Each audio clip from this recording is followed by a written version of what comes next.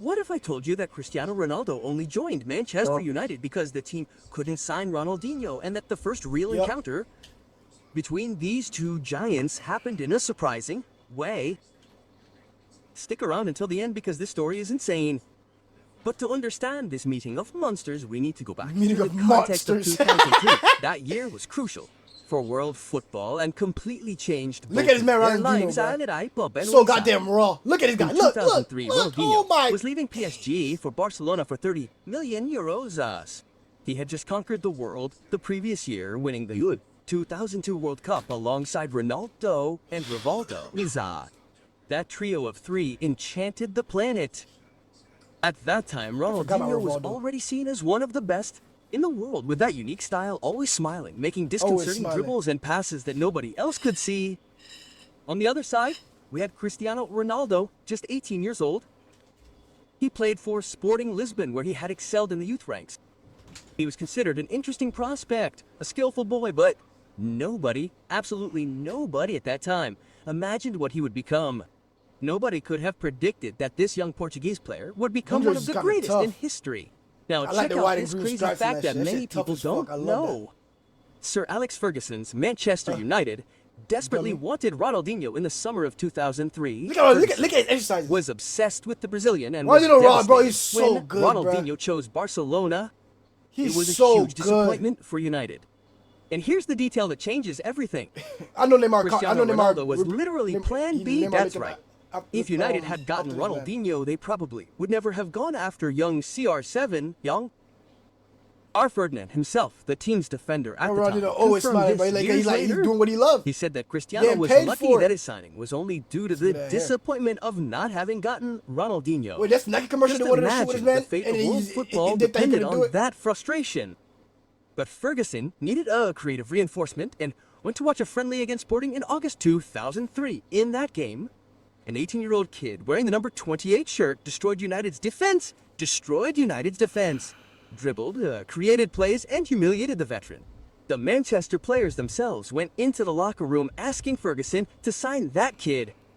Days later, Cristiano Ronaldo was announced for around £12 million, inheriting the legendary number 7 shirt, which had previously belonged to George Best, Cantona, and Beckham.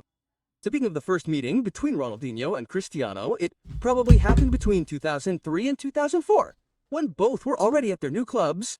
The context was too ironic. Ronaldinho was a fan of Ronaldo and Rivaldo. During that time, Cristiano, growing up in Portugal, looked up to Ronaldinho and the phenomenon. Years later, CR7 even publicly stated that these Brazilians were inspirations for his career. It's possible they've met during a friendly game or a FIFA award ceremony. As in 2005, both featured in the Team of the Year, but the match that really made an impression in that documentary was in the 2010 Champions League. I knew it. Ronaldinho was playing for AC Milan, and Cristiano Ronaldo was playing for Real Madrid. Real won 2-0 at the Bernabeu with a goal from CR7. What made this game symbolic was the moment each player was in. Ronaldinho was already in visible decline, losing ground, while CR7 was flying high, dominating Europe and on his way to becoming the best in the world. This role reversal Why is the AI talk like that? In 2003, Ronaldinho was the star everyone wanted, and CR7 was an unknown prospect demo. In 2010, just 7 years later, Cristiano was the best in the world, breaking records, and Ronaldinho was already a memory of his former glory, shining less brightly.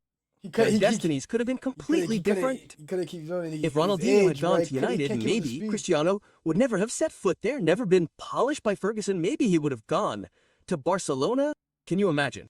The history of football would be different. Way different. The admiration between them was always mutual.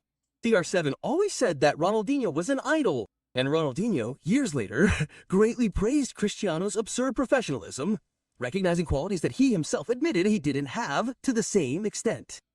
Because their styles were opposites, right? Ronaldinho was pure talent, a gift, artful football with a smile on his face. Cristiano built his career on obsessive dedication, training, diet, becoming a record-breaking machine. Ronaldinho had a short but unforgettable peak between 2003 and 2006. Cristiano, on the other hand, had a surreal longevity, maintaining his level for more than 15 years. Football is made of these things, small decisions that change everything. So, do you think Ronaldinho would have had the same longevity as CR7 if he had all that discipline? Or was his freestyle style precisely what made him magical? That's what made him Leave your magical. opinion in the comments. If you enjoyed this story, That's what give made it a him like, magical, Greg. subscribe to the Leave him channel, and That's what activate made the him bell great. because there's much more behind the scenes football stuff coming soon.